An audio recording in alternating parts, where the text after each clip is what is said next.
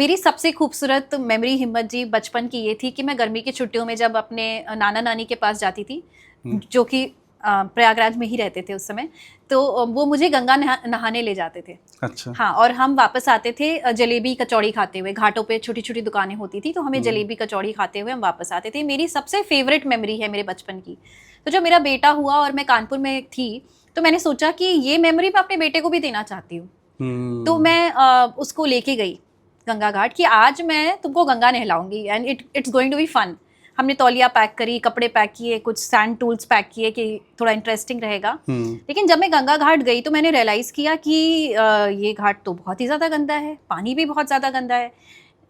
मेरे अंदर का डॉक्टर और मेरे अंदर की माँ ये अलाउ ही नहीं कर पाई अपने बेटे को कि वो उस पानी में नहा सके।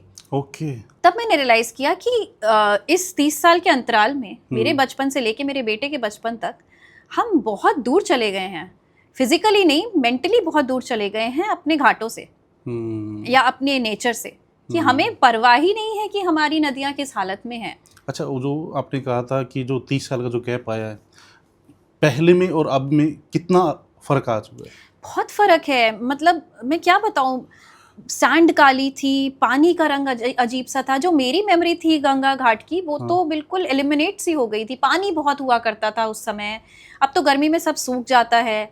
और मुझे लगा कि मेरे बच्चे का ये हक है, एक साफ पानी, एक साफ नदी में नहाना, ये मेरे बच्चे का हक है। और हमारी जनरेशन अगली जनरेशन से ये हक छीनती चली जा रही है। तो मुझे लगा कि इसके बारे में मुझे कुछ करना चाहिए। I can not wait for somebody else to act या government to act. I will do whatever is in my power. जो मेरे पावर में होगा वो मैं करूंगी।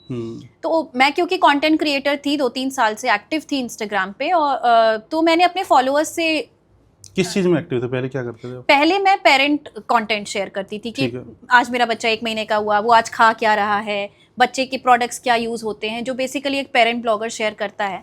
तो मैं पहले वो शेयर किया करती थी। और क्योंकि हमारे स्कूल में, सेंट मेरीज इलाहाबाद में, सन 2000 में ही प्लास्टिक बैन थी, जो कि बहुत बड़ी बात है। आज की डेट में बड़े बड़े स्कूल अपने स्कूल के अंदर प्लास्टिक बैन नहीं कर पाते, बट हमारी सिस्टर क्रिस्टीना इतनी गुर्दे वाली लेडी थी, अभी भी जिंदा है, भगवान उनकी उम्र लंबी रखे, कि अगर बैन है तो बैन है। कोई एक प्लास्टिक का पैकेट हमारे स्कूल में नहीं आ सकता था।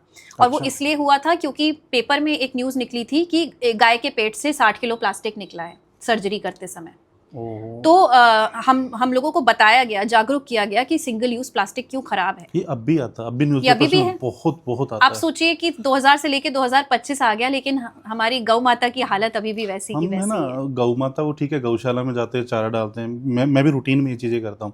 डेली मेरा एक रूटीन होता है कि मैं जैसे गौशाला नज़दीक में वहाँ जाता हूँ, चारा डालता हूँ, और चींटियाँ हैं उनको दलिया वगैरह जो हम बनाते हैं वो डालते हैं। लेकिन वहीं पे ना मैंने देखा है कि बहुत सारा जो कूड़ा करकट है, थैलियाँ वगैरह हैं, वो वहीं पे पड़ी रहती हैं, और जो गाय वगैरह वहाँ बछड़े वगैरह घूमते रहते हैं, वो उनको खाते हैं। बिल्कुल, मैंने कई बार देखा है कि लोग खाना, जो पुराना खाना होता है, एक दिन का बासी खाना जो डिस्कार्ड करते हैं जानवरों के लिए, वो थैली में बांध करके डिस्कार्ड करते हैं। How it is possible for the animals to थैली ओपन करके खुद से खाना? मतलब इतना भी लोगों में सेंस अब नहीं रहा है, कमी है जागरूकता की, कि आप अगर खाना डाल रहे हो जानवर को, तो कम से कम खाना खोल के डालो, और खाना खोलने के डालने के बाद पन्नी उसके बगल में मत डालो।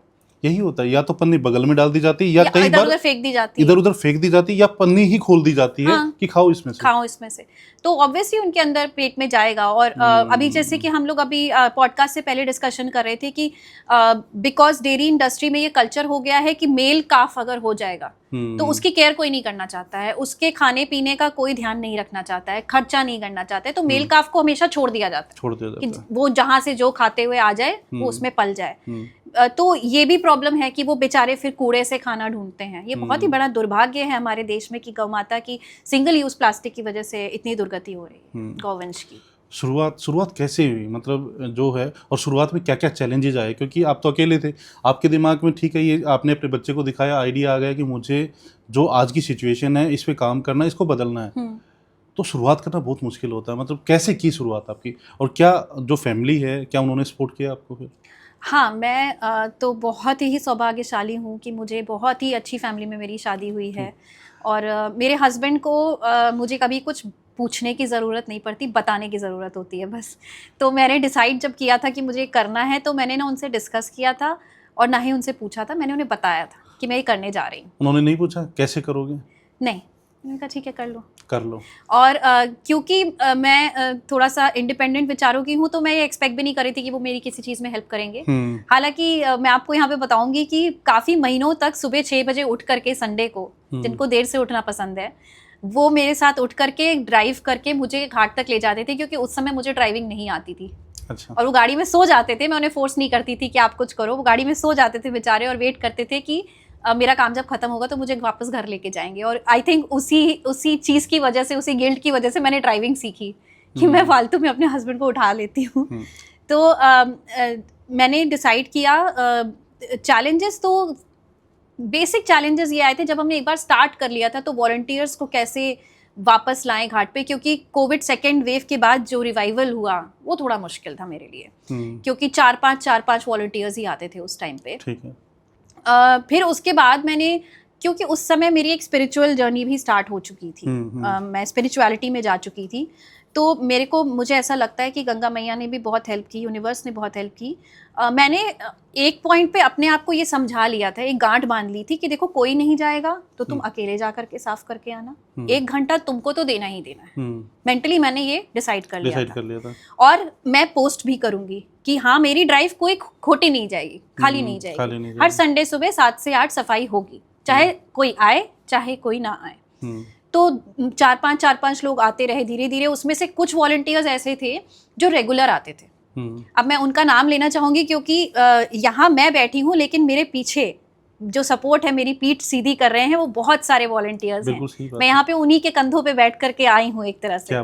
तो मेरे 2 वॉलंटियर्स शिखा और उमंग थे, जो कि हर ड्राइव पे मुझे मिल जाते थे। ना मैं उन्हें पहले से जानती थी, ना वो मुझे पहले से जानते थे। हम पहली बार घाट पे ही मिले थे। अच्छा। वो इंस्टाग्राम से भी नहीं आए थे, वो मुझे घाट पे ही मिले थे कि ये साफ कर रही है, चलो इनकी हेल्प कर देते हैं। तो मुझे लगा कि कोई नहीं आएगा तो शिखा और उमंग आएंगे। और हम इतनी सफाई कर देते थे कि एक ट्रक जो नगर निगम कानपुर का आता है हमारे साथ, हम एक ट्रक भर देते थे और एक ट्रक में 250 किलो कूड़ा चढ़ता था। 250 किलो? जी। अच्छा। तो लगता था कि ठीक है, कोई आए ना आए, हमें तो करना है। फिर धीरे धीरे क्या हुआ कि पॉपुलैरिटी बढ़ गई और सोशल मीडिया के थ्रू हमें थोड़ा ट्रैक्शन मिलने लग गया, और फिर वॉलंटियर्स अपने आप ही आते गए, जुड़ते गए। तो रेस्ट इज हिस्ट्री। बट वो एक फेज था, पैच था, जब मुझे लग रहा था कि कोई नहीं आ रहा है, इसको बंद करना पड़ेगा।